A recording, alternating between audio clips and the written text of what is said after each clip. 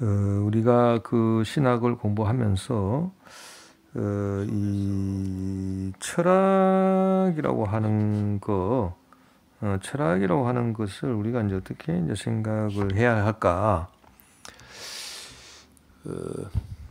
뭐 철학은 쉽게 말하면 어떤 사람이 어떻게 이렇게 생각한단 말이죠. 이렇게 생각하면 왜 그렇게 생각하느냐? 뭐 그게 철학이에요. 왜 그렇게 생각하지? 꼭 그렇게 생각할 이유가 뭐지? 뭐 이런 거를 이제 따지는 것이 철학이다. 이제 이렇게 볼 수 있어요. 그래서 사람이 어떤 생각을 했을 때 왜 그 생각을 하는가? 그 생각의 이제 근본 그 뿌리를 이제 파내는 것이 이제 철학이다. 이제 그렇게 볼 수가 이제 있겠습니다. 자, 우리가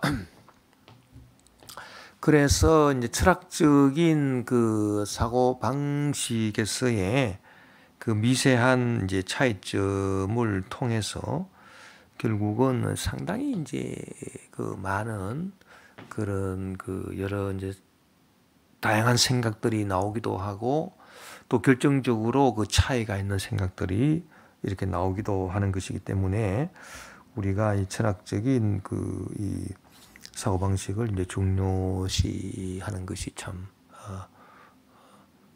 필요하다. 그렇게 이제 보는 것이고요. 자, 우리가 이제 플라톤의 이제 이데아를 우리가 좀 더 이렇게 그 상수를 해봐야 되겠습니다. 그러면 이 플라톤의 그 이데아라고 하는 것이 어떤 그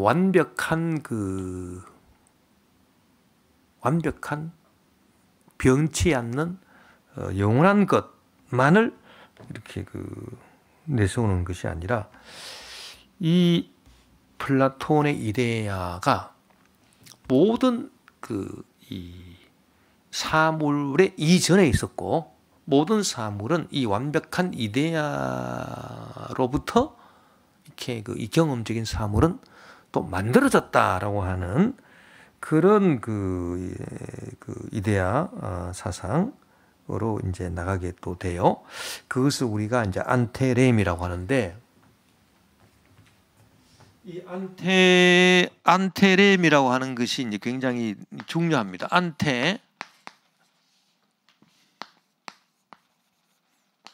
안테렘이라고 하는 것은 이 렘이라고 하는 것은 이제 그레스 그 사물을 말하는 거고요. 그 사물의 이전이다. 그 사물은 이 사물은 이제 경험적 사물을 말하는 거죠. 경험적 사물을 말하는 거예요. 경험적 사물 안테 이전. 그걸 이제 안테렘이다. 이제 이렇게 얘기를 해요. 그러면 경험적 사물 이전이다. 경험적 사물 이전이다라고 하는 이것이 무슨 말이냐? 경험적 사물 이전이다라고 하는 것은 결국 이런 의미입니다. 이 이데아는 완벽하고 변치 않는 그 실체일 뿐 아니라 이 이데아가 모든 사물보다 앞서 있다. 즉, 이 모든 경험적인 사물은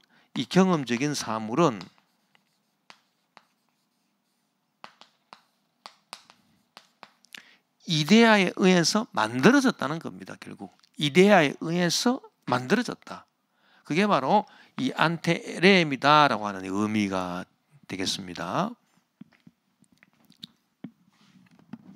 우리가 전번 시간에 공부한 것처럼 그 이데아는 그 완벽한 것이다라고 그랬어요. 관념적인 것인데 완벽한 것이고 변치 않는 것이다. 예, 그래서 우리가 뭐 예를 많이 들었는데 정삼각형 예를 들지 않았습니까? 그래서 이 경험 세계에서 우리가 이제 경험 세계에서 우리가 정삼각형을 그린다. 예, 그러면은 자를 갖고 와가지고 이제 그릴 거죠. 경험 세계에서 우리가 삼변이 등변이고 삼각이 60도라고 하는 이 정삼각형을 우리가 실제 이제 눈으로 볼 수 있고 그 감각적으로 알 수 있는 이 경험 세계 정삼각형을 우리가 이제 그린다면은 이건 완벽한 정삼각형이 아니다. 왜냐하면은 이제 한 변의 길이가 이 다른 한 변의 길이보다 0.00000000000000001mm 더 길 수도 있고 더 짧을 수도 있고 그래서 이게 무슨 정삼각형이냐? 완벽한 정삼각형이 아니죠. 한쪽의 각도가 60.0000000000000001도일 수도 있고 그 반면에 다른 한쪽은 59.999999999도일 수도 있습니다. 이게 무슨 정삼각형이냐? 그래서 완벽한 정삼각형, 변치 않는 정삼각형, 완벽한 정삼각형은 이 이데아로만 있다. 즉 우리 머릿속의 개념으로만 정삼각형이라고 하는 이데아, 아이디어, 생각으로만 있다. 그래서 우리가 점선을 이렇게 그어서 삼변이 60도, 삼각이 60도, 삼변이 등변이라고 하는 어떤 정삼각형의 정의, 이 정삼각형의 정의를 통해서 이 완벽한 정삼각형이 있는 거지. 현실 경험 세계에서 우리가 완벽한 정삼각형을 어떻게 찾아볼 수 있겠는가? 우리가 이제 이런 얘기를 하면서 그 이데아와 경험 세계를 우리가 비교를 했지 않습니까? 그래서 플라톤의 경우는 이 이데아와 경험 세계가 이런 완벽한 거고 이런 불완전한 것이기 때문에 둘 사이는 이게 뭐가 되어 있다? 이것이 바로 그 분열이 되어 있다. 그렇게 얘기한 거고 아리스토텔레스는 이 이데아가 다른 경험적 사물의 B라고 하는 사물의 이데아가 A라고 하는 사물, 경험적 사물 속에 들어가 있기 때문에 연결이 된다. 우리가 아까 설명한 것처럼 그렇게 해서 연결을 이제 얘기한 거 아니겠습니까?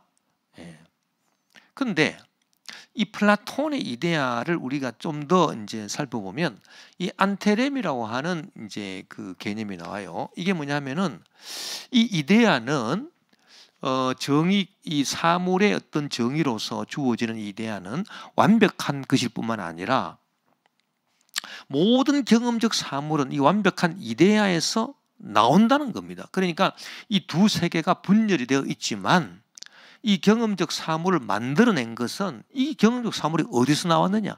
이 우리가 눈으로 볼 수 있는 이 정삼각형 이 모양이 이 완벽한 것을 모형을 떠가지고 이렇게 생겨난 거다는 겁니다.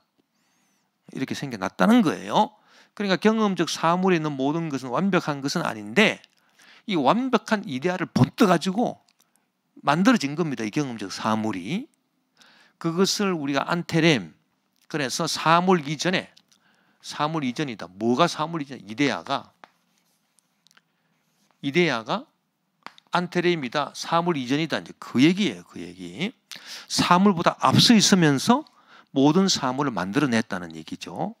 이게 먼저 있었고 이데아가 이 이데아 정삼각형의 이데아에 의해서 모든 경험할 수 있는 우리 정삼각형들이 만들어졌다는 얘기입니다. 자, 뭐 이런 식으로 이제 말하는 게 안테렘이죠. 그럼 예를 들어서 이제 경험적 사물에 우리가 이 정삼각형을 말하지 않고 우리가 어떤 책상을 말한다. 그러면 경험적 사물에서 우리가 볼 수 있는 책상은 뭐 수많은 책상들이 있지 않겠습니까? 철제 책상, 뭐 목재 책상, 무슨 뭐 온갖 종류의 책상들이 뭐 수십억 개가 있을 수 있을 텐데요.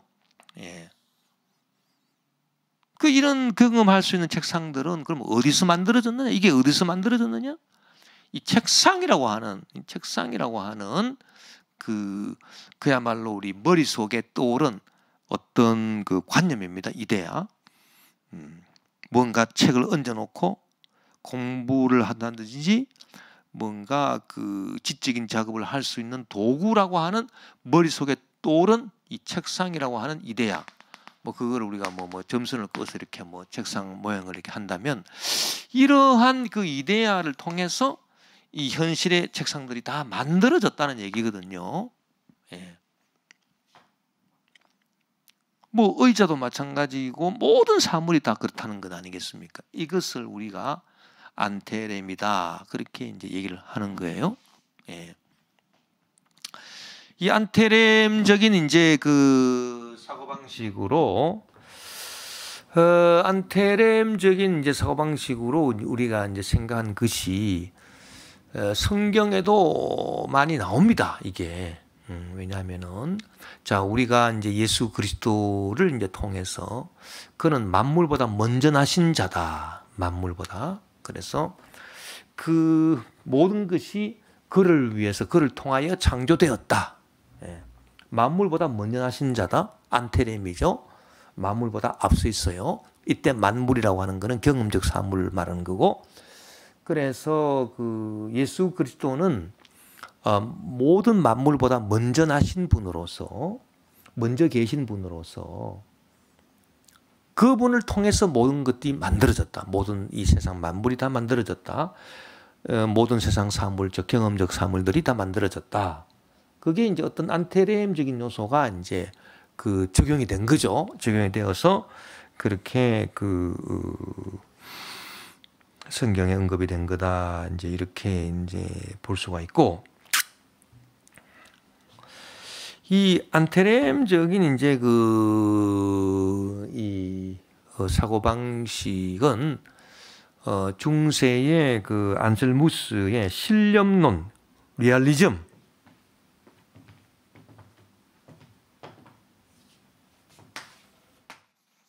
그 리얼리즘의 근간이 되는데, 이 신념론이라고 하는 게 뭐냐면 실체라는 거예요. 염,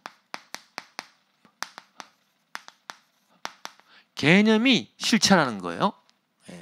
그래서 이 원본 있잖아요. 원본. 안테렘, 이게 바로 실체예요. 실체. 그 밑에 있는 경험적 사물은 다 허상입니다. 허상. 이 실체. 그래서 이데아가 실체라는 거죠. 먼저 경험적 사물보다 먼저 있었고, 이 실체에 의해서 만들어진 것들이기 때문에 이 경험적 사물의 배후에 경험적 사물을 만들어내는 진짜 존재하는 것, 진짜 존재하는 것이, 진짜로 존재하는 것이 그 이 열매 실자인데 그 실하다, 그 리얼하다. 영어로 말하면 그 리얼한 건데, 뭐가 리얼한 거냐? 이 경험적 사물이 리얼하다는 게 아니에요. 경험적 사물은 그 이데아에 의해서 만들어진 것들이기 때문에 이거는 허상이에요. 허상. 그 실상이 아니에요. 그 경험적 사물은 이제 허상이고요. 무엇이 실한 것이냐, 무엇이 실체냐, 허상이 아니고 무엇이 실체냐라고 한다면 개념, 념, 바로 이 이데아입니다. 머릿속에 떠오른 관념, 책상이라고 하는 그 무슨 관념, 뭐 정삼각형이라고 하는 그 관념, 삼각이 60도, 3변이 등변, 이와 같은 이데아, 이게 진짜라는 거예요. 이게 이 개념이 실체지. 개념이 바로 이 이데아 아닙니까? 이 이데아가 실체지. 이 경험적 사물이 실체가 아니다.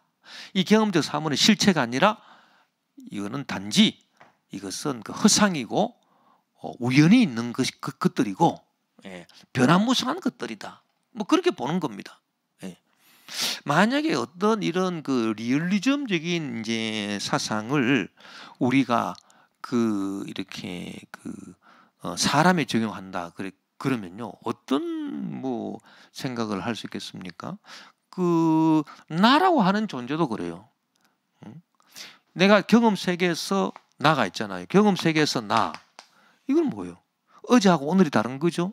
어제보다 오늘이 더 늙었잖아요. 오늘은 내가 가장 젊은 날이고, 그런 것입니다. 뭐 10대, 20대, 30대, 40대 다 다르잖아요. 그리고 변화무쌍한 거예요.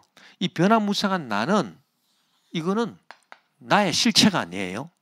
그러면 나의 실체는 어디에 있느냐? 이데아에 있어요. 나라고 하는 나됨. 그건 뭡니까? 그거는 감각적인 게 아니에요. 그건 이데아적인 겁니다. 그것이 바로 나의 실체다. 내 실체다. 그렇게 말할 수 있는 것이고, 그게 바로 신념론이에요. 신념론. 예.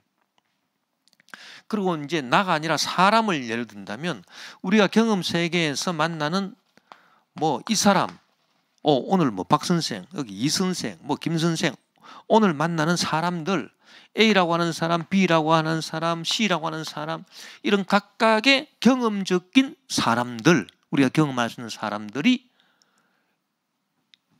실제하는 게 아니고요. 실체로 존재하는 것이 아니고, 뭐가 실체로 존재하느냐? 사람이라고 하는 아이디어. 사람. 하나님의 형상으로 만들어진 그 무엇? 하나님의 형상으로 만들어진 하나님의 그 피조물이라고 하는 떠오르는 이데아, 아이디어, 관념, 사람에 대한 관념. 사람이라고 하는 관념이 점선으로 이렇게 사람 이렇게 이 관념이 실제한다는 얘기예요. 왜? 이러한 관념적인 사람을 통해서 A라고 하는 사람, B라고 하는 사람, C라는 사람이 만들어졌다는 얘기예요. 나라고 하는 나의 나됨이라고 하는 어떤 그 나의 그 이데아적인 이데아적인 개념에 의해서 지금 현실에 내가 만들어진 거예요. 그 지금 현실에 나는 뭐예요? 허상이에요. 이거는 자꾸 변화무쌍하고 자꾸 생각도 바뀌고 몸의 그냥 기능도 바뀌고 다 늙어지고 다 바뀌잖아요. 이거 사람은 나는 누구에 의해서 만들어졌냐? 원래 이데아적인 나에 의해서 만들어진 거예요. 또 사람도 이 이데아적인 사람에서 만들어진 거고, 지금 우리가 볼 수 있는 이 수많은 책상들도 무엇에 의해서 만들어졌나? 이 책상보다 먼저 있었던 게 뭐냐? 머릿속에 있는 책상이라고 하는 개념이에요. 이데아에서 만들어진 거고, 우리가 경험하고 있는 정삼각형 이런 것들도 정삼각형에 대한 이데아, 삼각이 60도 3변의 등변이라고 하는 그 이데아에 의해서 지금 우리가 이 경험 세계에서 볼 수 있는 이게 정삼각형이네, 이것도 정삼각형이네, 이런 것들이 다 만들어졌다는 얘기죠.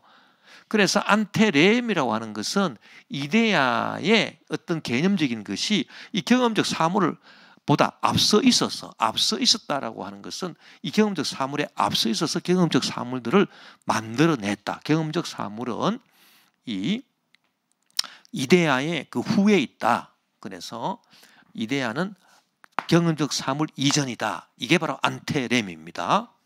이게 바로 신념론적인 사고방식의 기초가 된다. 예.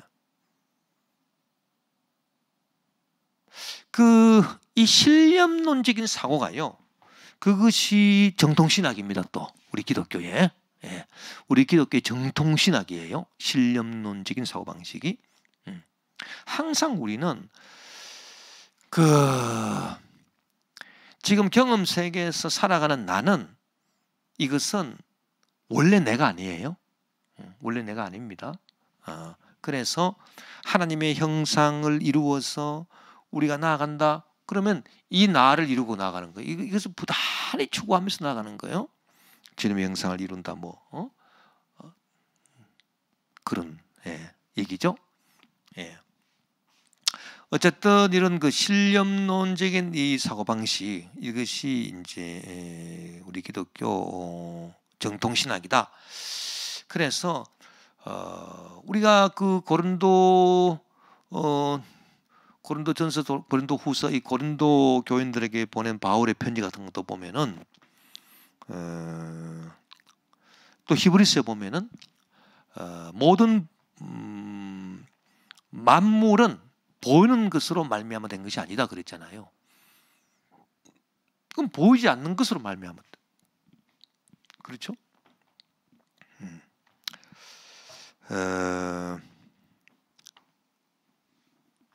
모든 이 세상에 보이는 것들은 보이는 것으로 말미암아 된 것이 아니니라. 히브리서 말씀. 그럼 보이지 않는 것, 이게 바로 이데아. 보이지 않는 것으로 인해서 이것들이 만들어진 거죠. 보이는 것에 의해서 보이는 게 나온 게 아니라 보이지 않는 것에서 보이는 것이 나왔다는 얘기입니다.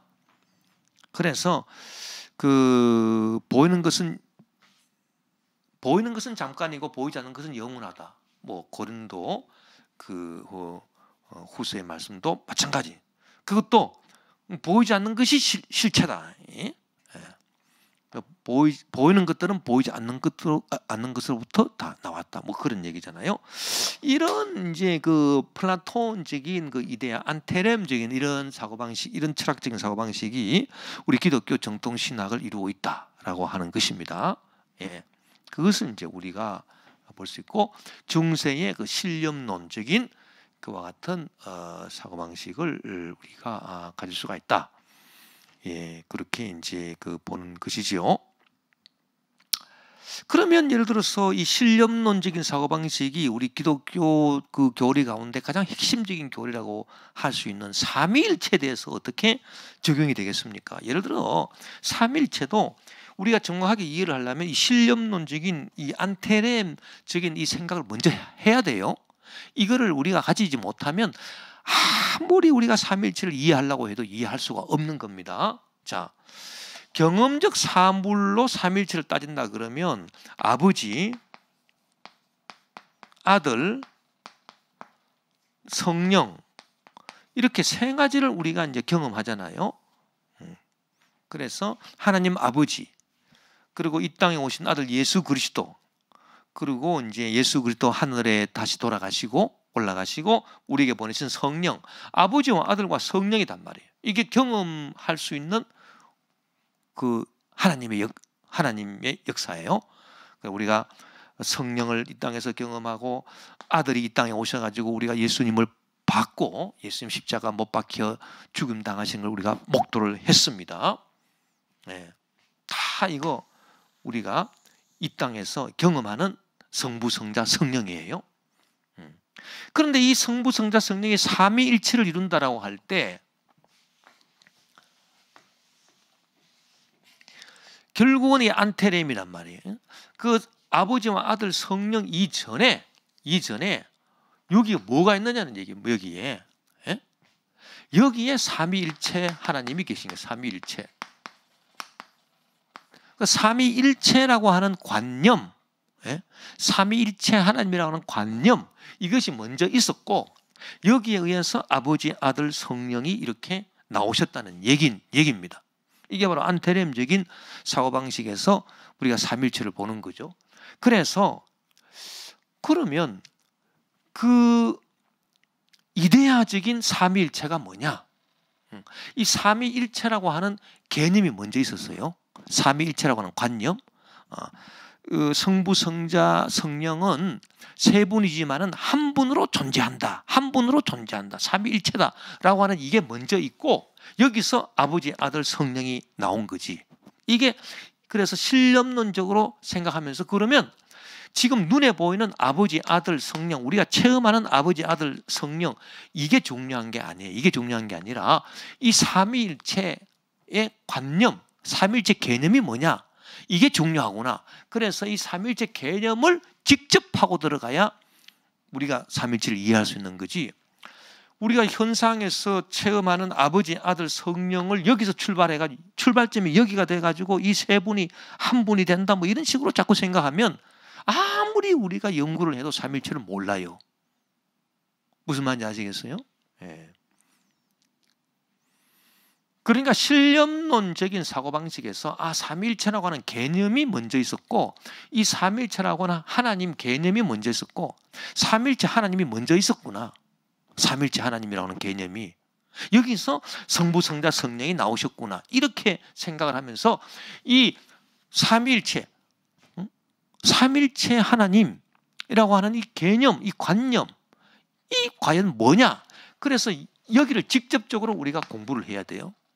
예, 그것이 바로 어거스틴의 삼위일체론이에요. 그렇게 해야 삼위일체를 알 수 있는 거지. 이 경험적 세계에서 우리가 알 수 있는 아버지, 아들, 성령을 놓고 이 세 분이 뭐 어떻게 되냐, 하나다, 이 세 분이 뭐 이런 식으로 나가면 출발 자체가 잘못된 거다. 출발 자체가 내재적인 그 삼위일체론을 다룰 수 없는 거다. 그래서 내재적 삼위일체, 참된 삼위일체 이론은 이 바로 안테렘적인 사고방식에서 다루는 거예요. 그래서 이 참된 삼위일체가 어떤 분이냐? 어떤 분이냐? 이 관계론적 실체다. 예, 그렇게 해서 서로 이렇게 그 존재인데 관계적 존재. 이 관계적 존재라고 하는 것은 이 관계가 아니면 존재할 수 없는 존재를 말해요. 예를 들어서 아들이 없으면 아버지도 없어요. 그렇잖아요. 아들이 없는데 무슨 아버지가 있어요? 아무리 결혼을 해도 아들이 없는 사람은 아버지는 아니잖아요. 아들이 있어야 아버지가 되는 거고, 아버지가 또 있어야 아들이 되는 거죠. 아버지가 없는데 무슨 아들이 있겠어요? 그래서 아버지, 아들, 이것은 벌써 관계적 존재예요. 즉 아버지는 아들 없으면 존재할 수 없기 때문에 관계적 존재고, 아들과 관계에서만 존재한다는 거예요. 그래서 관계적 존재고, 아들도 마찬가지예요. 아들도 아버지와의 관계하에서만 존재하는 거예요. 그래서 이 이데아에서 삼위일체라고 하는 이 부분은 존재가 먼저 있고 그 다음에 이 존재가 나중에 관계를 이룬 게 아니에요. 아버지가 있고 아버지가 아들을 놓고 그래서 아버지와 아들이 서로 관계하고 이런 순서가 아닙니다. 우리가 이 삼위일체를 정확하게 우리가 연구를 하려면은 이 삼위일체 개념 자체가 완벽한 삼위일체 개념 자체가 신념론적으로 존재하기 때문에 우리가 경험하는 아버지, 아들, 성령이 그 실상이 아니라 이 삼위일체라고 하는 이데아적인 개념 자체가 실체다. 신념론적으로 우리가 그렇게 생각을 하면서, 그러면 이 삼위일체가 어떤 존재냐? 관계적 존재다. 존재적 관계가 아니다. 세 분이 아버지가 아들을 놓고 아버지와 아들에서 성령이 나오고 이렇게 해서 삼위일체 따지는 게 아니라 아예 처음부터 아버지가 없으면 아들이 없고 아들이 없으면 아버지가 없기 때문에 아버지와 아들의 존재는 서로 관계하에서만 존재한다. 즉 관계가 존재에 앞선다는 거예요. 관계가 존재에 앞서요. 관계로서만 존재하기 때문에, 그러니까 딱 묶였을 수밖에 없죠. 아버지와 아들이. 왜냐하면은 아들 없으면 아버지가 없어. 그러니까 아버지라고 하는 개념 자체가 그 아들과 이렇게 아들 없으면 안 된다는 얘기예요. 그래서 관계적 존재예요. 근데 자 보세요. 이런 이데아적인 것을 신념론적으로 먼저 따지지 않고 이 경험적 사물 세계에서 우리가 삼위일체를 한다 그러면 어떤 사람이 결혼을 해가지고 예를 들어서 아들을 낳았잖아요. 그러면 이 사람이 아버지가 되잖아요. 그러면 어떻게 됩니까? 존재가 먼저 있고 난 다음에 그 다음에 뭐가 돼? 그 다음에 관계가 생기는 거죠. 아버지라고 하는 존재가 먼저 있고 이 아버지가 아들을 낳아가지고 아들과 이제 관계를 맺게 되죠. 그래서 아버지와 아들의 관계를 맺게 된다. 존재가 먼저 있고 아버지의 존재가 먼저 있고 이 아버지가 아들을 낳았다. 그래서 그 아들과 관계를 맺었다. 이거는 존재가 먼저 있고 관계가 나중에 있는 것 아닙니까? 왜 존재가 먼저 있고 관계가 나중에 있는 이런 방식으로 삼위일체를 생각하게 되었습니까? 그것은 이 신념론적인 사고방식이 아니라 이걸 제껴놓고 이 이데아적인 걸 제껴놓고 경험적 사물을 다루는 방법으로 다루었단 말이에요. 무슨 말인지 아시겠어요? 우리가 이제 눈으로 보고 감각적으로 체험할 수 있는 이 경험적 사물을 다루는 방식으로 아버지, 아들을 다룬 거예요. 그러니까 아버지가 먼저 있고 아버지가 나중에 아들을 낳아가지고 관계를 이루었다. 그래서 이게 삼위일체다. 이거는 엉터리 삼위일체입니다. 이거는 삼위일체가 아니에요. 어거스틴의 신학에서 말하는 정통 삼위일체가 아닙니다. 그러면 정통 삼위일체는 뭐냐? 출발부터 경험적 사물을 다루면 안 돼요. 왜? 경험적 사물 이전에 안테렘, 이데아가 있는 거예요. 이데아가. 그러면 이데아는 개념이잖아요. 그러면 삼위일체라고 하는 개념을 다뤄야 돼. 개념. 그러면 삼위일체라고 하는 개념을 다룬다 그러면 개념으로 보세요. 개념으로. 이거는 경험으로 보는 거고요. 경험으로 보면은 아버지가 먼저 있고 그 다음에 아버지가 아들을 낳으면 아들과의 관계가 만들어지죠. 그래서 아버지 존재, 좌우지간 존재가 먼저 있고 그 다음에 아들이 낳게 되면 아들 존재가 있고 이 존재가 먼저 있고 존재가 나중에 관계를 만들잖아요. 그거는 경험적 세계에서 통하는 얘기고 이 경험적 사물 이전에 안테레임이니까 이데아의 세계를 먼저 봐야 되네. 이데아의 세계에서 경험이 나오기 때문에 경험적 사물이 그러면 이데아의 세계에서 우리가 삼일체를 본다 그러면은 존재가 먼저 있고 나중에 이 존재들이 관계를 이룬다는 게 아니에요. 왜냐하면은 개념상으로는 자 보세요. 개념상으로는 아버지라고 하는 개념 자체가 아들 없으면 성립이 안 돼요. 그러니까 아버지라고 하는 개념은 아들과의 관계를 통해서만 아버지가 성립될 수 있는 개념이잖아요. 그러니까 관계가 먼저 있는 겁니다. 개념을 따지다 보면은. 그러니까 개념을 따지는 거하고 경험을 따지는 거하고는 완전 다르죠. 그렇죠? 경험적으로 따지게 되면은 아버지가 먼저 있고 그 다음에 아들을 낳았기 때문에 관계가 만들어지는 거잖아요. 경험상. 그러니까 아버지 존재. 그 아버지가 아들을 낳았어. 그러면 아들의 존재. 이렇게 존재가 먼저 있고 그 다음에 이 존재 둘이 서로 관계를 맺어서 일체가 됐다. 뭐 이런 식으로 말하는 수밖에 없는데 이것은 안테레임적인 사고방식이 아니다. 왜? 경험에서 출발했기 때문에. 삼위일체를 경험에서 출발하려고 그러면 안 됩니다. 정통 우리 그 기독교 정통 신학적 삼위일체가 안 나와요. 이거는. 그러나 안테레임에서 다루어 보세요. 그러면은 이 삼위일체라고 하는 이 이데아에서 다룹니다.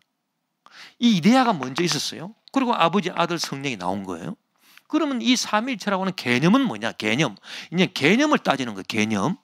자, 아버지라고 하는 개념이 아들 없이 성립할 수 있습니까? 아들하고 관계없이 안 되잖아요. 아버지라고 하는 개념은 항상 아들이라고 하는 개념하고 관계를 맺어야만 아버지가 될 수 있는 거고 아들도 마찬가지예요. 그렇기 때문에 아버지라고 하는 개념입니다. 이 개념은 아들 없이는 안 되는 거예요. 아들도 아버지라고 하는 개념 없이는 아들이라고 하는 개념이 안 생겨. 그러니까 개념으로 따지게 되면은 존재가 먼저 있는 것이 아니라 관계가 먼저 있습니다. 그래 관계적 존재거든요. 그런데 경험 세계를 따지고 보니까 존재가 먼저 있어. 그리고 나중에 관계가 나와. 존재적 관계, 존재가 경험에 앞서 있는 거고, 존재가 관계에 앞서 있는 거고, 이 신념론적인 사고방식에 따르면 관계가 존재에 앞서는 거잖아요. 그렇죠? 무슨 말인지 이해가 되시죠? 그래서 정통 삼위일체로는 이 관계적 존재에서 나오는 거예요. 이게 바로 안테렘 신념론적인 사고방식이다. 이런 신념론적인 사고방식을 모르면은 이것은 우리 정통 그 기독교 신학 가장 중요한 삼일체도 모르는 겁니다. 모르는 거야. 예. 그래서 그 학생들이 그 뭐 삼일체가 뭔지 뭐 아무리 뭐 해도 모르겠다. 예. 그리고 다 엉터리로 알고 있어요. 삼일체 정통 삼일체 이론도 아닌데 완전 엉터리로 알아가지고 헷갈립니다.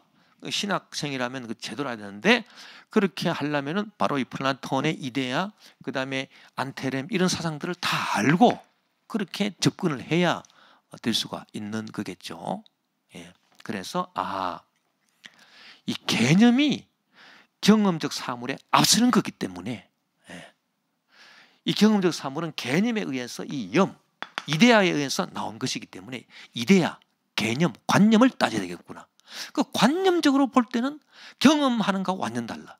경험할 때는 아버지가 먼저 있고 경험상 그 다음에 경험적으로 아버지가 아들을 낳아가지고 아버지 존재, 아들 존재가 먼저 있고 그 다음에 이 존재들끼리 관계를 맺어서 그래서 뭐 삼일체를 얘기하는데 이거는 엉터리고요. 이 개념상으로 볼 때는 아버지라고 하는 개념은 아들의 개념 없이는 존재할 수 없는 거잖아요. 아들도 마찬가지고 아버지도 마찬가지고 서로 상호 관계에 의해서만 존재해요. 그러니까 관계가 앞서는 거죠. 관계적 존재입니다. 이 관계적 존재로 풀어나가야 정통 삼위일체를 어거스틴의 삼위일체를 이해할 수 있는 것이고 이 정통 삼일체 이론은 결국은 플라톤의 이데아 그리고 안테레엠적인 그런 사고방식에서 다 이해가 되는 것이다 라고 하는 얘기입니다. 예. 그렇기 때문에 우리 기독교 신학의 그 정통 신학의 가장 중요한 삼일체론을 이해하려고 해도 우리가 플라톤의 이데아나 무슨 뭐 안테렘이나 이런 것들을 모르면은 자꾸 엉뚱한 그 엉터리 이제 생각을 하게 된다는 얘기고요. 그래서 그야말로 철학적인 그런 그 기본 사상은 매우 중요한 것이다라고 하는 것을 우리가 이제 알아야 되겠다 이제 그 말입니다. 자, 그다음에 그러면 아리스토텔레스의 영향을 받은 토마스 아퀴나스는 그럼 어떻게 이제 이 개념과 경험, 이 사물을 보고 있는가라고 하는 것입니다. 그게 바로 이제 인레, 그 다음에 포스트램, 뭐 이런 말로 이제 얘기를 할 수 있어요.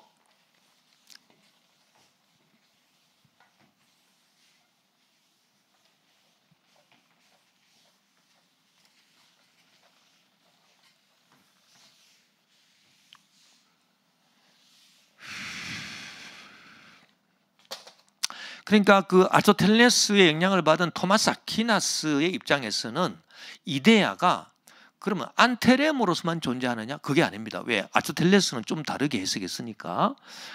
물론 안테렘으로 존재합니다. 이데아는 안테렘, 경험적 사물 이전의 이데아로서 존재해요. 그러나 동시에 안테렘으로 존재할 뿐만 아니라 인레라고 하는 것은 이 사물 안에, 이건 사물 이전이고요. 이 사물이라고 하는 건 다 경험적 사물 말하는 거예요. 경험적 사물 이전. 경험적 사물 이전이고, 이거는 경험적 사물 경험적 사물 인이라고 하는 거는 뭐냐? 경험적 사물 안에 있다는 얘기고요.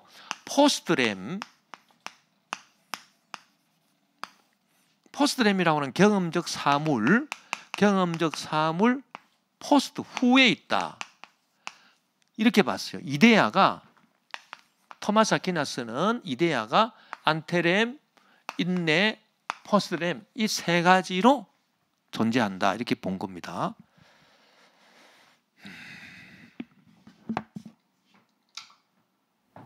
자, 이것이 아주 또 중요해요. 이것이 아주 중요한데, 그러면 도대체 그 안테렘은 지금 설명했고요. 또 안테렘은 뭐 설명했고요. 일레는 뭐냐? 일레. 자, 보세요. 아리스토텔레스의 그 진료 형상의 이론에 따르면은 형상, 좌우지간 B라고 하는 사물의 그 이데아가 A라고 하는 이 경험 사물 속에 들어와 있잖아요. 우리가 전번에 얘기했듯이. 그러니까 인레입니다. 인레. 이데아가 사물 안에 있다는 얘기예요. 안테렘이지만은 안테렘으로도 작용해서 모든 경험적 사물을 만들어내는 이데아지만은 그러나 경험적 사물 안에 있는 이데아가 된다. B라고 하는 사물의 이데아가 진료 형상의 이론을 쫓아서 그 A라고 하는 사물 속에 형상으로서 들어와 있다. 우리가 아까 전에 얘기를 한 거죠. 그래서 이데아가 이 A는 경험적 사물을 말하잖아요. 그러니까 경험적 사물 안에 있다는 거 인레 설명이 됐죠. 예, 설명이 됐습니다. 그 다음에 포스트램이라고 하는 것은 뭐냐? 포스트램. 이 포스트램이라고 하는 것은 사물 후라는 얘기인데요. 자, 이것이 이제 무슨 얘기냐면은 이제 이게 이제 그야말로 어떤 이제 개념으로 노션으로 개념으로 이렇게 이제 성립되기 위해서 이 추상화를 한다는 거예요. 추상화, abstraction. 이 추상작용을 한다는 얘기입니다. 이 추상작용을 해야 개념이 되거든요. 자, 예를 들면 우리가 이제 사물을 놓고요. 예를 들어서 경험적 사물입니다. 경험적 사물에 책상을 예를 듭시다. 책상. 경험적으로 우리가 알 수 있는 책상이 얼마나 많아요. 지금 우리 지구상에 한 뭐 수십억 개가 될지 수백억 개 될지 모릅니다. 좌우지간 무지무지하게 책상들이 많습니다. 우리가 눈으로 볼 수 있고 손으로 만질 수 있는 이 책상들이 엄청나게 많단 말이에요. 그런데 이 책상들이 이 개념이 어떻게 보면 이데아잖아요. 이데아.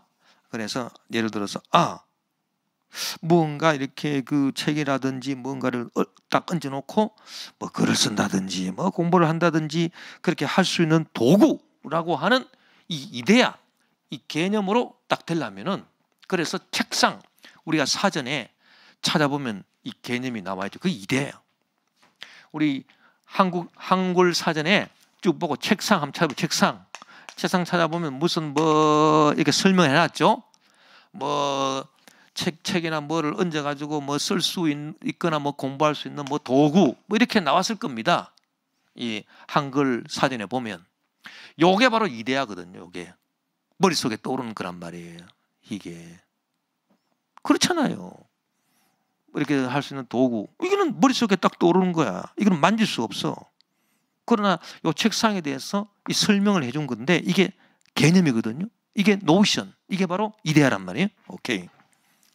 그래서 이렇게 이제 그 개념으로 이제 책상이 이제 개념으로 된 것이 이데아인데 요런 입장에서 보니까 이 수없이 많은 책상들 중에서 다른 점들이 있어요. 책상들마다 다 다르잖아요. 어떤 거는 철제, 어떤 거는 목재, 어떤 거는 무게가 뭐 몇 킬로, 어떤 거는 무게가 뭐 얼마, 무게, 뭐 재료, 그 다음에 색상, 그 다음에 모든 게 다 달라요. 크기 이런 것들이.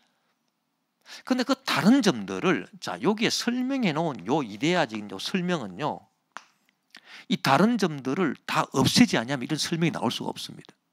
그렇잖아요. 무엇인가 이렇게 뭐 책이나 뭐 이런 걸 얹어가지고 공부나 연구할 수 있는 도구라고 하는 이 이데아적인 정의는 이 각각의 책상들이 다 다른 거를 일일이 여기다 다 적어 놓을 수 없잖아요. 여기다. 그렇잖아요. 이거는 철제로 만든 거, 이거는 목재로 만든 거, 뭐 이거는 목재고 이거는 철제고 수십억 개를 어떻게 자 여기 설명할 수 있습니까? 차이점을 안 되죠. 그래서 이 책상들의 차이점들이 있어요. 차이점. 이 책상들이 경험하는 이 수십억의 책상들의 차이점을 과감하게 다 없애버려. 그걸 갖다가 사상이라고 합니다. 사상. 없앨 사자. 상. 우리 이제 그 생각의 상 속에서 이걸 다 없애버리고 동일한 거 딱 한 가지를 축 끄집어낸다. 압스트랙션 하는 거예요.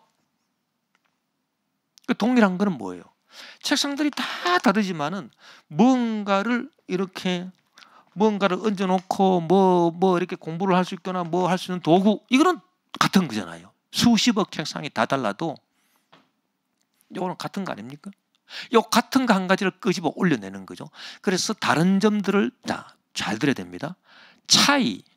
차이점들을 다 없애버리고 차이점을 다 없애버리는 거예요. 그리고 같은 점을 하나를 딱 끄집어 올려서 압스트랙션 해서 개념이 나오고 이데아가 나오는 거예요. 그래서 이런 면에서 보니까 이데아는 사물 후에 있더라는 거예요. 이 경험적 사물이 쭉 있고 난 다음에 이제 개념으로 만들 때 그러니까 이 그 포스트 램이라고 하는 것은 개념으로 만들어진 이데아를 말합니다. 네. 개념으로 만들어진 이데아를 생각할 때 이 기존의 책상들이 이렇게 쫙 만들어진 게 있는데 이 사전을 생각하면 돼요. 이 책상이라고 하는 이 정의를 딱 내려 보는데 이게 이데아인데 이게 관념적인 것인데 결국은 이 수십억 개의 책상들의 차이점을 다 없애버리고 동일한 점 한 가지를 딱 끄집어서 동일한 거 무엇인가 책상을 무엇인가 책이나 뭐 연구자료 같은 걸 놓고 뭐 공부나 뭐 할 수 있는 뭐 도구 이건 동일한 거예요. 동일한 점 한 가지를 딱 끄집어 올려서 개념으로 만들잖아요. 그래서 이 추상화된 개념, 추상화된 추상적 개념으로서의 이데아를 생각을 해보니까 이거는 사물이 먼저 있고 그 다음에 이데아가 나중이로구나. 그렇게 해서 포스트 렘이다. 사물 후에 있다. 이렇게 말한 겁니다. 아시겠죠? 그래서 원래 이 안테렘은 플라톤적인 것이고 그 아리스토텔레스적인 것은 인내고요.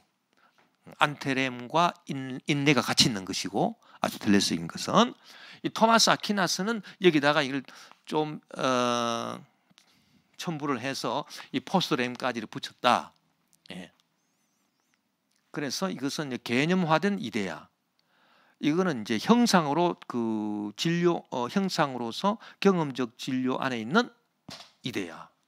이것은 경험적 사물 이전에 존재하고 또 모든 그 경험적 사물을 만들어내는 것으로서의 이데아, 안테렘, 인레, 포스트렘 이렇게 된 거다 말이죠. 그래서 포스트렘은 이 어떤 그 추상화된 개념을 만들어낼 때 사물이 먼저 있고 그 다음에 이거를 개념화해 가지고 이렇게 사전을 우리 형성하듯이 그렇게 한 작업이로다. 그렇게 우리가 생각을 할 수가 있는 거지요. 예, 그렇습니다. 그런데 이제 제가 이제 설명하고 싶은 거는요. 이제 안테렘, 인레는 뭐 다 이해가 된 것이고, 예. 이 포스트렘을 자세히 보세요. 이 포스트렘을 보면은 이 추상적으로 개념을 만들었단 말이에요. 여기에서 들어가는 원리가 있어요. 이게 뭐냐 하면은 동일성의 원리라, 동일성.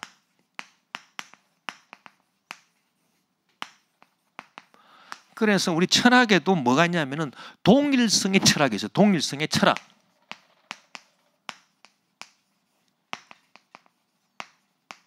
이게 기독교의 그 정통 신학이다. 그 말입니다. 결국은.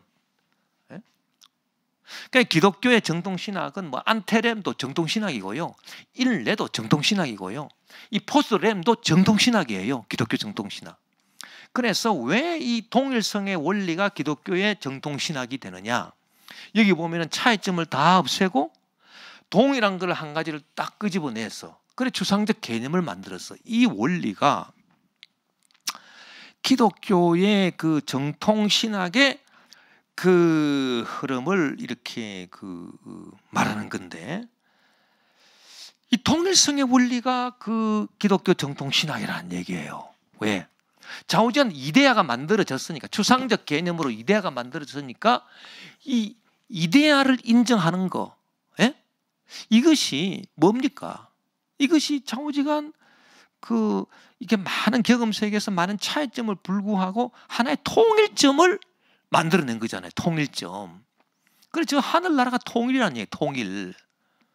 그래서 이 이데아의 세계는 이 경험 세계의 모든 차이를 갖다가 다 없애버리고 같은 거를 다 끄집어내 가지고 하나의 동일성을 추구하게 해주는 원동력이 하늘나라라고 하는 거예요. 자, 우리가 이 땅에서 살아가면서 뭐 여러 가지 차이점이 있고 뭐 남녀의 차이도 있고 성별의 차이도 있고 또 무슨 뭐 연령의 차이도 있고 다 차이가 있지만은 그런 차이가 중요한 게 아니라는 얘기죠. 그렇죠? 그런 차이가 중요한 게 아니라 다 뭐가 중요해요? 너희는 하나님의 자녀야 다. 뭐 남자든 여자든 뭐 빈부, 노소, 귀천 뭐 할 거 없어요 다. 응? 다 차이점이 없어지고 하나님의 형상으로 지음받은 인간이라고 하는 동일한 것 한 가지 그것을 끄집어 올려서 그래 우리는 하나님의 자녀다. 그게 바로 기독교 정통 신학이란 얘기예요. 이게 바로 동일성의 원리입니다. 자, 동일성의 원리에 반하는 차이성의 원리. 지금 이 포스트렘으로서의 이데아가 왜 중요시 되느냐 하면은 지금 작금의 시대에 이르러 가지고 자꾸 이제 무슨 바람이 불었느냐? 이게 바로 포스트 모더니즘 바람이에요. 포스트 모더니즘. 이 포스트 모더니즘 이 철학에서 여러분 철학이 왜 중요하냐 하면은 이 포스트 모더니즘 이거 1950년 60년대부터 프랑스에서 나와 가지고 이게 미국으로 건너가서 히트치고 지금 우리나라에서 히트치는 겁니다. 이 포스트 모더니즘이 뭐냐? 뭐 쉽게 말하면요, 이거는 차이성의 원리예요. 차이성의 원리. 이 동일성의 원리를 정면 반박하는 겁니다. 뭐 쉽게 말하면 그거예요. 딱 뭐. 그래서 지금 뭐를 자꾸 이 정부, 특히 여당에서 자꾸 추진하려고 합니까?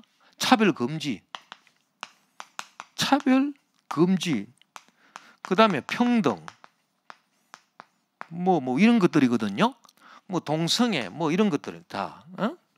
자, 이런 것들의 이제 근본이 근간이 뭐냐 하면은 이 추상화된 이렇게 동일성을 끄집어내 가지고 이데아로 만드는 이거를 정면으로 거부하는 작업이에요. 결국은 사상적으로 보면은 이 바람이 결국 1960년대부터 강력하게 그 프랑스에서 그 차이의 존재론, 옹톨로지 드 라 디피홍스라고 시작해서 그 불어가지고 미국으로 건너가가지고 그것이 뭐 완전 전 세계로 지금 유행해가지고 지금 이게 지금 우리나라는 뭐 지금 이것 때문에 난리잖아요. 근데 자 보세요. 이 동일성의 원리로 나가는 게 정통 우리 기독교 사상인데, 이 차이성의 원리는 뭐냐? 이 책상들의 차이를 인정하라는 겁니다. 철제는 철제고 목재는 목재인데 왜 이거를 갖다가 없애버리고 차이를 없애버리고 동일한 것 한 가지를 끄집어내가지고 책상이라 해가지고 이렇게 책상 사전에 옆에다가 책상을 설명한 이 이데아를 왜 두느냐? 우리는 이거 인정 못하겠어. 이거 인정 못하겠어. 이거 필요 없어. 이거. 그게 바로 포스트 모더니즘이거든요. 그러니까 자 보세요. 근본을 치고 오잖아요. 근본을. 왜 책상들의 차이가 수십억 개의 책상들이 다 다르면 그 다른 걸 인정해 줘라는 얘기입니다. 하나는 철제고 하나는 목재고 뭐 하나는 무슨 뭐 무게가 1kg고 하나는 2kg고 좌우지간 뭐 어떤 거는 낡았고 어떤 거는 뭐 흰색이고 뭐 좌우지간 이 수십억 개의 책상들의 차이를 다 그대로 인정을 해줘 가지고 그걸 하나하나를 다 인정해 주라. 이게 바로 차이성의 원리거든요. 그렇게 이렇게 차이성을 인정해 주면은 추상적 개념으로 이데아가 나오겠습니까? 나올 수가 없지요.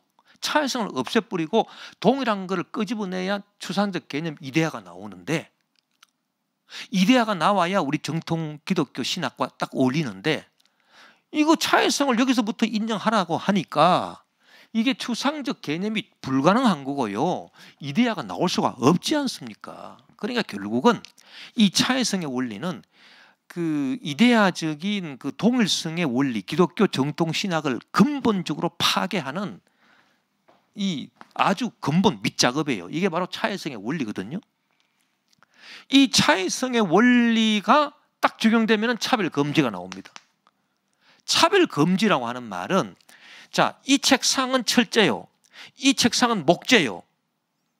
그런데 왜 이 나름대로 인정을 안 해주느냐? 이게 바로 차별 금지잖아요. 철제는 철제요. 목재는 목재요. 다 각각 다른 거로 인정해 줘라. 이게 바로 차별 금지잖아요. 철학적인 그 근본 캐릭터가 성격이 그렇죠. 평등도 마찬가지예요. 평등이 뭡니까? 이 차이성을 없애지 말라는 겁니다. 이거는 철제고 이거는 목재고 이거는 1kg고 이거는 2kg고 그거 다 인정해 주라. 이게 평등 아닙니까? 결국 차별 금지 평등법 이게 법인데 철학적인 그 밑바탕을 보면은 이 동일성 추상적 개념화 이데아를 만드는 것을 거부하는 작업이에요. 그러니까 반기독교적인 거죠. 예. 이 사상 흐름이라고 하는 것을 우리가 알게 되면 여기서 이게 근본적으로 이게 반기독교가 나오는 거구나. 그렇습니다. 그럼 사람마다 다 다르잖아요. 사람마다. 이 사람 이렇고 이 사람은 동성애자고 이 사람은 뭐 이성애자고 이 사람은 뭐 양성애자고 이 사람은 뭐고 이 사람은 뭐고 이 사람 뭐고 이 사람 뭐고 이 사람 뭐고 다 다르단 말이에요. 다 다른 걸 각각 다 인정해 주라는 얘기죠. 그러니까 이 추상적 동일화를 하지 말라는 겁니다. 추상적 동일화를 해야 하나님의 형상으로 지음받은 사람이라고 하는 이데아, 사람 이데아가 딱 나오고, 그게 바로 우리가 정통적으로 기독교 신학에서 추구하는 그런 인간학이 될 거 아닙니까? 그런데 그거를 처음부터 거부하는 거죠. 그래서 이런 것은 이제 그 차이성의 원리는 그 과정주의적 사고와 함께 그 이단적 사고의 근본이다, 그렇게 보는 거예요. 그래서 지금 이제 그 우리 기독교의 지금 현대 가장 큰 적은 두 가지입니다. 두 가지. 처음에 말했던 그 과정주의.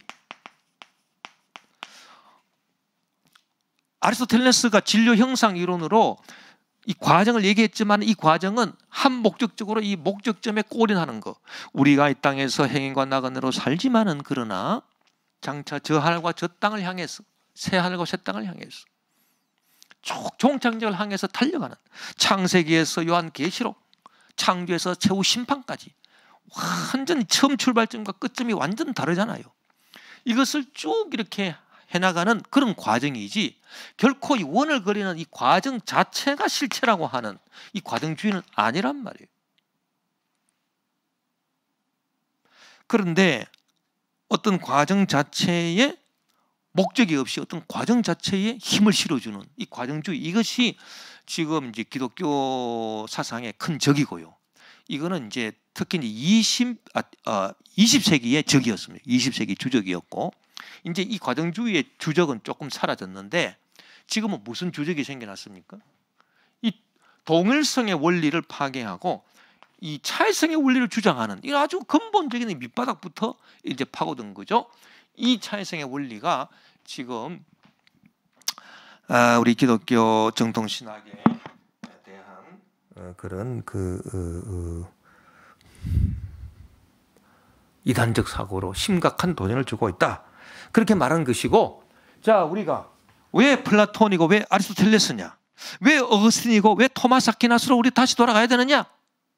그 이유는 뭐가 있습니까? 바로 이런 것들을 근본적으로 없애려고 하니까 우리가 이 근본 철학, 근본 신학을 알아야 되겠다, 그 말이죠. 예. 바로 거기에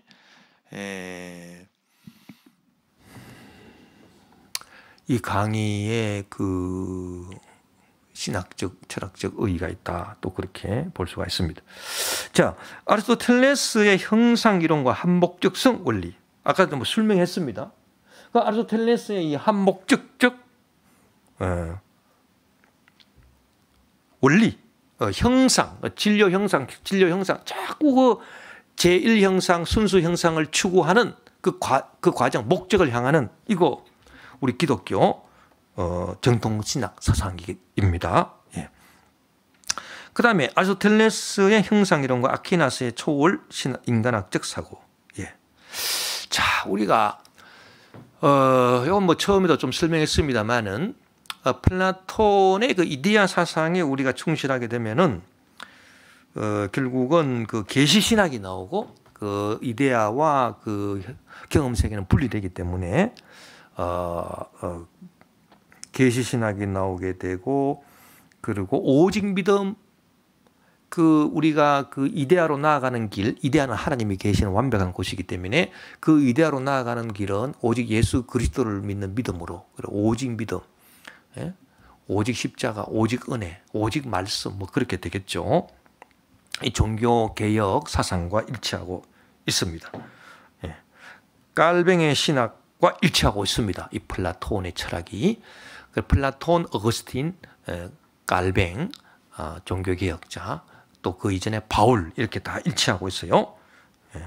그런데 그 아리스토텔레스의 형상 이론, 그러니까 자꾸 이제 그 어떤 그 인간의 이성적인 노력을 통해서도 이게 하나님을 증명할 수 있고 하나님께로 나아갈 수 있고, 십자가를 통하지 않고서도, 그래서 그것을 우리가 그 중세에서는 영광의 신학이라 해서 영광의 신학. 그 플라톤의 그 이데아론의 영향을 받은 그 바울이나 그 어거스틴의 신학은요, 나중에 이제 종교 개혁자들의 신학에 와가지고 십자가 신학, 오직 십자가를 통해서 이데아로 나아가는, 하나님이 계신 곳으로 나아가기 때문에 십자가 신학이라고 했고요. 또 인간의 미련함이 오히려 좋다. 인간의 지혜가 하나님의 미련함보다 못하다. 고린도전서 1장에 그 십자가 신학에 아주 근간이 나와 있습니다. 그래서 하나님의 어리석은 것이 인간의 지혜보다 낫다. 다 이런 바울의 그 사상이 다 십자가 신학 근간을 이루는 것이고, 종교 개혁 사상을 이루고 있는 겁니다. 특히 이제 종교 개혁 깔뱅의 그 신학을 이루고 있어요. 장로교 신학 이런 걸 다 이루고 있고, 우리 개신교 신학을 이루고 있는 겁니다. 그런데 아리스토텔레스의 형상 이론은 뭐예요? 형상 이론은 결국 형상 이데아가 경험 사물 속에 들어와 있기 때문에 이것은 십자가를 굳이 통하지 않고서라도, 물론 십자가를 본받는 거지만 십자가를 통하지는 않는다는 것이죠. 예. 그 인간의 이 경험 세계가 이데아로 연결될 수 있다라고 본 것은, 다른 말로 하면 인간의 이성적인 노력, 철학적인 사고를 통해서 하나님을 증명할 수도 있고, 그 한목적적 사고로 나아갈 수도 있고, 그러함과 동시에 무슨 사고방식이 생기냐면 초월인간학이 나오면, 초월인간학. 자, 이 초월인간학이라고 하는 것을, 이 초월인간학은 토마스 아퀴나스 사상이고 중세 가톨릭 사상이에요. 예, 중세 가톨릭 사상인데, 이게 뭐냐 하면은 쉬워요. 우리가 이제 이 철학 이해했기 때문에 철학 이해하면 그대로 다 이해가 돼요. 자, 이데아가 이 경험 사물 세계 속에 이데아가 들어와 있잖아요. 아리스토텔레스의 이론에 따르면. 그렇죠? 그리고 이것을 토마스 아퀴나스가 받아들였단 말이에요. 그렇기 때문에 이것을 인간학에 적용하게 되면은 어떻게 되느냐? 인간학에 적용하게 되면은 이 지금 인간 속에 이 하나님을 알 수 있는 것이 인간 속에 들어와 있다는 얘기예요. 계시가 아닙니다. 이거는 계시가 아니라 하나님이 꿈에 가르쳐주고 그런 게 아닙니다. 인간 본성 속에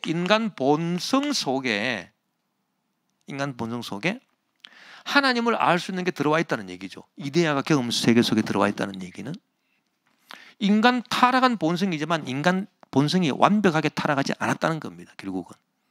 그러니까 뭔가 모르게 하나님을 이해할 수 있는 인간의 논리, 이성, 철학으로 하나님을 이해할 수 있는 건덕지가 남아 있다는 겁니다.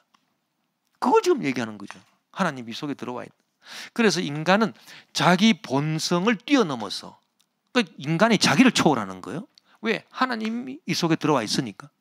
그러니까 하나님이 내 속에 들어와 있으니까 내가 내 자신을 초월해가지고 하나님을 찾아 나갈 수 있다는, 이게 바로 초월 인간학이에요. 초월.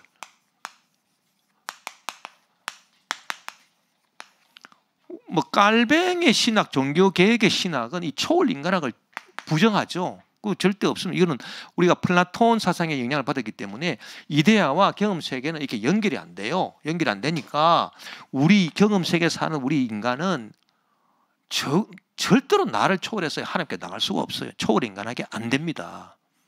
그래서 오직 하나님의 은혜로 하나님이 계시를 해줘야만 내가 알 수가 있는 거고, 하나님을 꿈에 나타나서 가르쳐줘야 되는 것이고, 오직 여기에 십자가를 통해서 우리가 하나님 앞으로 나아갈 수 있는 거지, 예수님을 통해서.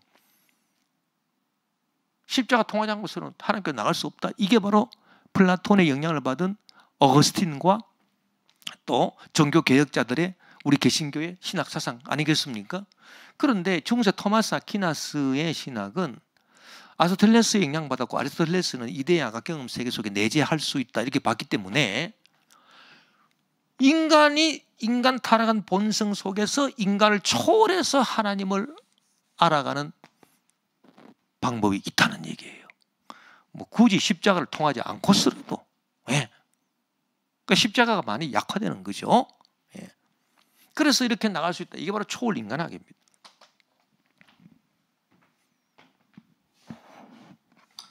자, 이 초월 인간학적인 사고를 우리가 어떻게 봐야 되느냐? 어떻게 봐야 되느냐? 이것이 이제 참 우리 기독교 안에서 뭐 개신교와 가톨릭의 첨예한 대립이기도 해요. 첨예한 대립이기도 합니다. 이 사고는 플라톤의 이데 아거스틴의 신학, 종교개혁 신학, 특히 깔뱅의 신학과 완전 대척점을 이루고 있어요. 완전 반대되는 점을 이루고 있습니다. 그러나 교회사적인 입장에서 본다면 어쩔 수 없이 기독교 정통신학의 또 한 축을 담당하고 있다. 이 축이 완전 다른 축이지만은 그러나 우리가 이 기독교 사상의 한 축을 담당하고 있다라고 하는 것은 우리가 부정할 수 없는 것이고, 특히 이제 이 초월인간학적인 이 사고가 그 한목적성 원리하고 또 연결이 되겠죠. 같은 아리스토텔레스 이론이기 때문에. 한목적적 사고는 이건 완전히 정통 신학 사상입니다. 예. 우리 개신교에서도 그 한목적적 이 역사관 이거는 100% 인정을 하는 거거든요. 그래서 우리가 저 하늘과 새 하늘과 새 땅을 향해서 나아간다라고 하는 것은 그런 것이기 때문에 초월인간학적 사고는 이제 우리 개신교하고는 확실히 달라요. 긴장 관계를 이루고 있어요. 그러나 한목적적 사고는 우리 개신교 신학 사상하고 전혀 이렇게 충돌됨이 없다. 그렇게 이제 볼 수가 있습니다. 예. 어쨌든 우리는 뭐 개신교이기 때문에 우리는 개신교 신학에 충실해야 되는 것이고, 그 초월 인간학적인 생각을 우리가 하는 것보다는 오직 하나님의 은혜로, 성령의 역사로 내가 하나님 앞에 나가는 거지, 내 인간의 본성 속에 내 자신 타락한 본성을 초월해서 하나님께로 나아갈 수 있다라고 하는 그 부분은 우리가 생각하고 있지는 않습니다. 어쨌든 오늘 강의는 이것으로 마치도록 하겠습니다. 네, 수고했습니다.